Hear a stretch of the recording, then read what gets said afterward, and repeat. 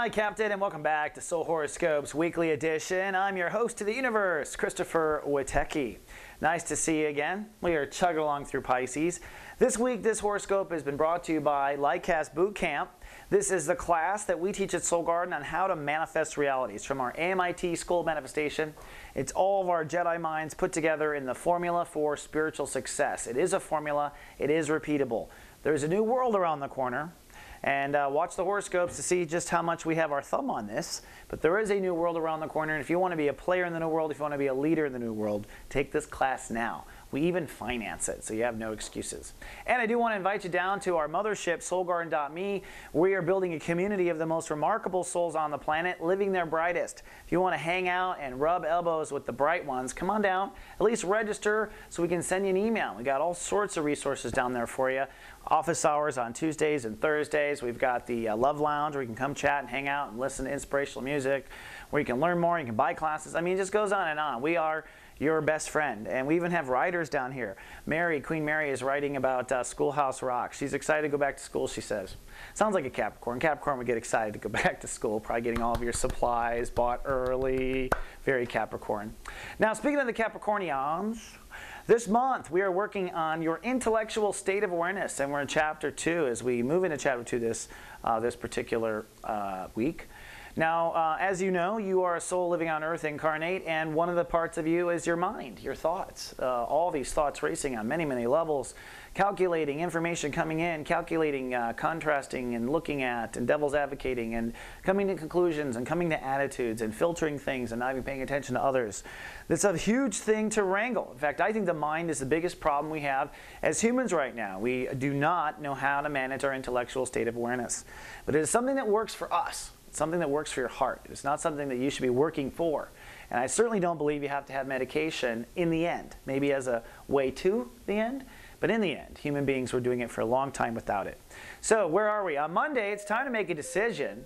The decision is, what do you want to step away from? What kind of thinking, what kind of attitudes, what kind of mind games, what kind of circular spirals, what kind of poor me worry stuff. You know, you Capricorns like to worry. It's a waste of time. If you did your research, there'd be nothing to worry about. If you had faith in yourself, there'd be nothing to worry about. All right? If you're plugged in, boot camp, there'd be nothing to worry about. Time to step away from that. At the same time, the moon is focusing on your inner child. So helping you through this is your inner child. You want to have fun. So the mind's got to go away. You know, the inner child really is the queen. It's what runs the soul. Our heart runs the soul. Our heart is what's boss.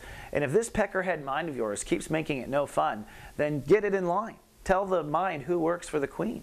All right? That's the way it is, and that's the way you're feeling. On Tuesday, we are shifting into action. So whatever you decided you want to act on Tuesday, you want to put it into motion, you want to put it into action, employ that new attitude, stop those thoughts. Action does mean stopping things from happening too. So you want to stop the thought. Nope, we're not going there. We're not thinking that. We're not wasting our time. And that is how you discipline your mind.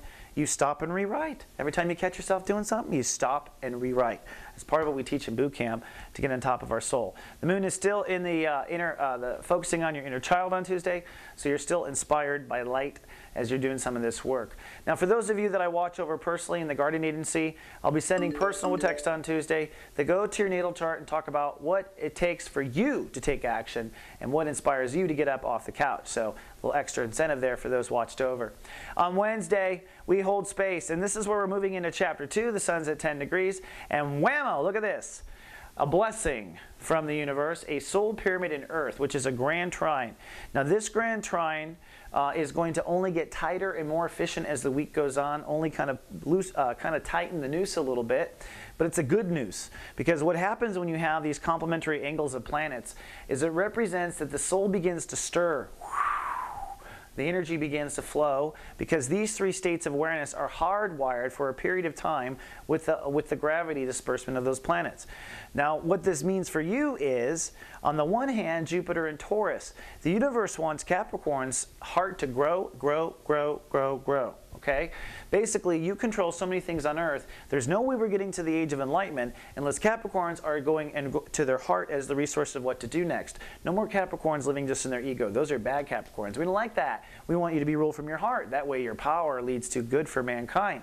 So your heart is opening up like a mofo on the one side. Then Pluto in your sign is killing off the old Capricorn story, killing off the way things used to be done. This is the part of you that is really regenerating and will regenerate. This is the part of you that's going to change the world right here, because your ego is making new decisions. One's based on what? The heart.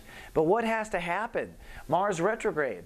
In order for this to pull off, for you to step in your heart and for you to let go of your old ego, you've got to change some of the way you believe. Mars retrograde says change some of the way you believe.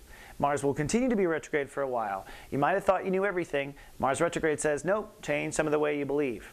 Now, while this is all happening, this is like a yoga pose, the moon pulls your emotions now on this day into your body. So you're really starting to feel the bumps in the road and feeling what's going on. You're feeling it all on this particular day. So that's the way that rolls. Then moving on to the next day on Thursday.